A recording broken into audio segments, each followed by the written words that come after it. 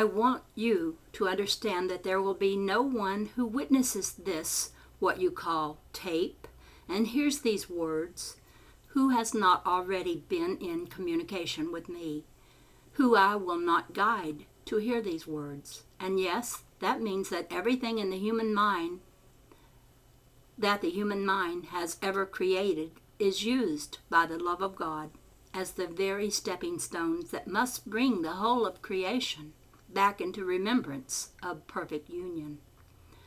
There is but the slightest of differences between you and me, and the difference is simply this. As a man, I remembered my role in the atonement and lived it.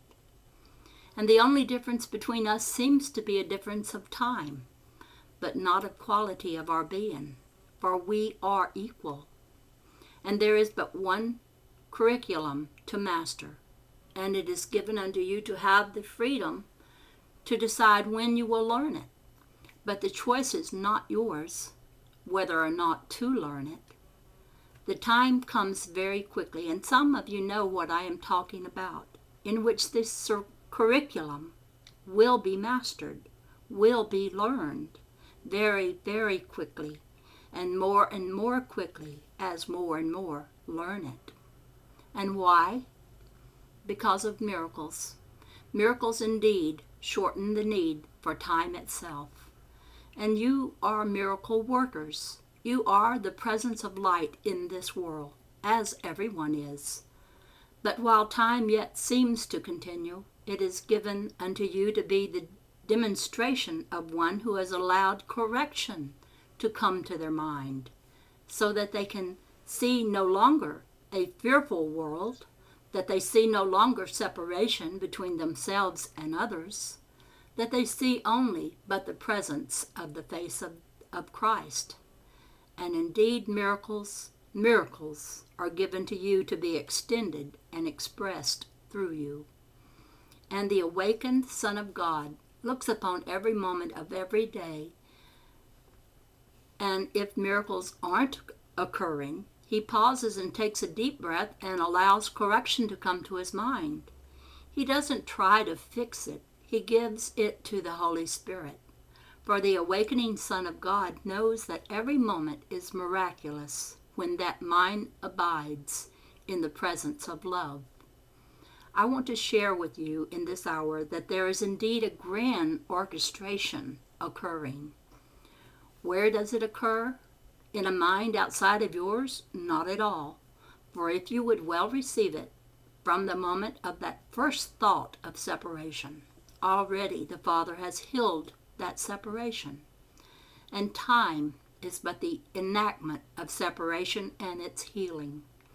That means that you will witness in time a growth of miracles, an expansion of miracles, and there will be established once again the kingdom of heaven on earth.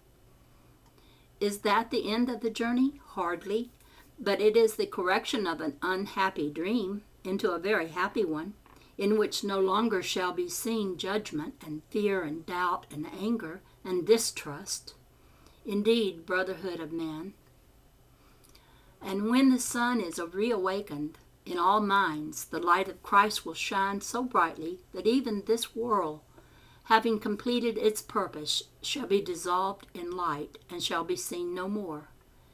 It is not possible to speak of that hour and that day, only to say, trust that it quickly is coming to pass. And who has proclaimed it? Who has decreed it? You have. You have that deep part of your mind that has never left union with God.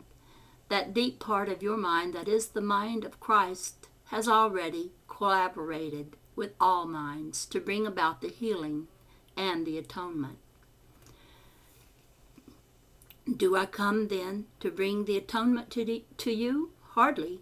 I just come to dance with you, to laugh with you, to play with you, to celebrate the rebirthing of the kingdom of heaven. I've said before that God needs you as much as you need God.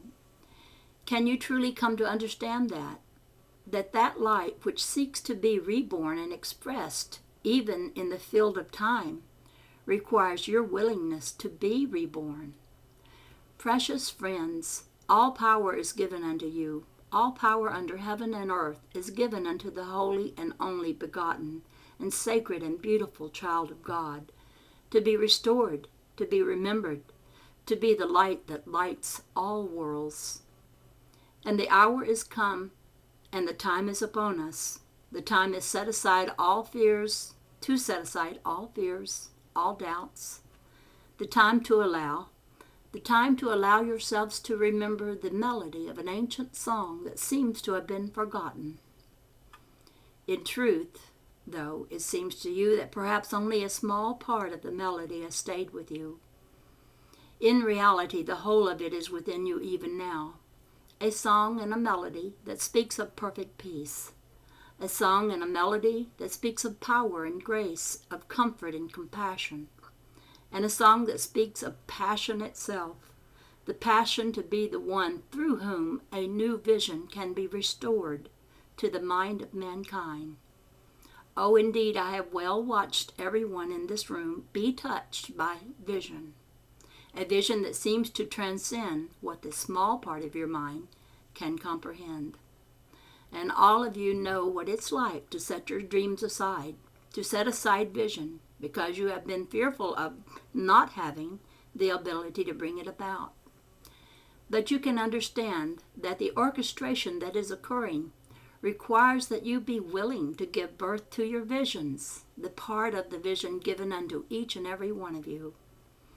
As though the vision of the healing of the Son of God were shining like many great rays of light, touching each mind and each heart, and the Holy Spirit whispering to you in your dreams, please fulfill this tiny part, and it is enough. It is not unlike the part I was asked to fulfill. And in reality, even the gentlest of smiles that you give to your brother or sister, in which you see the face of Christ in them, and therefore set up a field in which their healing can occur, that smile that you offer is every bit as powerful and as miraculous as anything that was ever manifested through me when I walked in your world. Please come to understand that we are equals. Your love can heal this world. Your resistance can only sustain this world. And the question that must be asked is but this: will I choose now to be the one who is awake? Will I choose now, setting aside all anxiety of the future, all fears and judgments of the past? Will I choose now, in my perfect freedom, to be the one through whom the light of God lights the world? And if you would know your Father's will for you, where shall I go to bring about the atonement? Open your eyes. Where are you in this moment? And if you find yourself here in this room, then understand, here and now is the only place given unto you where we can celebrate the truth of the Holy Son of God is one with God. And the one sitting next to you is the one to whom you can extend love that lights the world. And if it is true in this moment, it is true in every moment. For you do not walk alone.